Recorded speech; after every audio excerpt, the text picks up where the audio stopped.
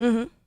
Sim? Não, sim. É É... importante tocar nesse ponto, né? Você estava falando fora do ar, perguntando se a gente tinha justamente esse trecho Uhum. do Lula dizendo que o cargo ali da direção, né, da Organização das Nações Unidas jamais foi ocupado por uma mulher, falando sobre o esvaziamento da ONU, mas chamando para essa questão da equidade de gênero. E aí isso chama atenção para outros tantos pontos do discurso.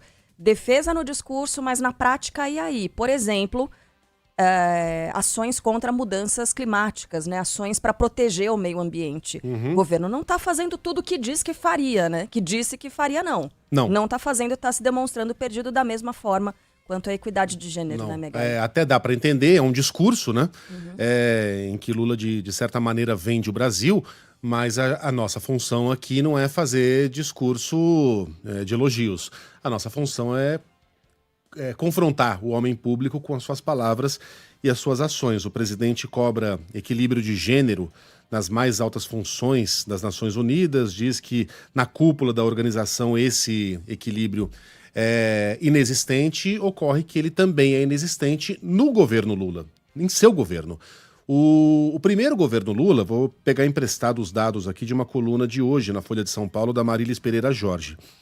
Ela que apurou esses dados. O primeiro governo Lula teve 30,8% de mulheres em cargos de liderança. 20 anos se passaram e hoje nós temos 38,4%. Em 20 anos, um crescimento quase dentro de uma certa margem de erro é irrelevante, até porque as mulheres no governo Lula, com a exceção de Simone Tebet e de Nízia Trindade, e olha que o presidente tentou rifar o cargo de Nízia Trindade por mais de uma vez para agradar o Centrão, ocupam ministérios menos importantes. E quando Lula precisa entregar uma cabeça de bandeja ao Centrão, geralmente são cabeças femininas. Que o digam Daniele Carneiro, ex-ministra do Turismo, que o diga... me ajuda aqui, a jogadora de vôlei, a Ana Moser, que foi rifada para que André Fufuca assumisse o Ministério dos Esportes, faltando um pouco mais de um ano para os Jogos Olímpicos. Jogos Olímpicos. Né?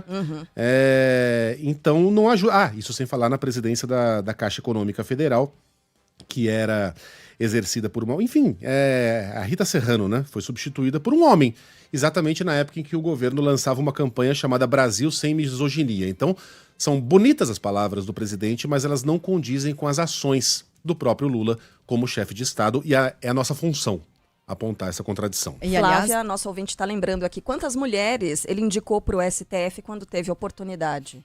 E muita pressão, né, ainda assim. Nenhuma está lembrando a Flávia. Exatamente, eu estava vendo aqui reportagem da Folha de São Paulo ainda sobre esse assunto, falando inclusive da cota pessoal do presidente Lula, porque tem isso, né, tem a cota partidária, a cota do PT de indicações para ministérios, de partidos aliados, e tem a cota pessoal do presidente Lula. Se você considera a mesma cota pessoal do presidente Lula, são 10 ministros. 7 homens, 3 mulheres. Lula poderia se defender dizendo que ele recomendou para sua sucessão uma mulher, Dilma Rousseff.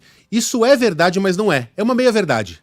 E meias-verdades, na boca de políticos, costumam ser mentiras inteiras. O preferido de Lula era José Dirceu.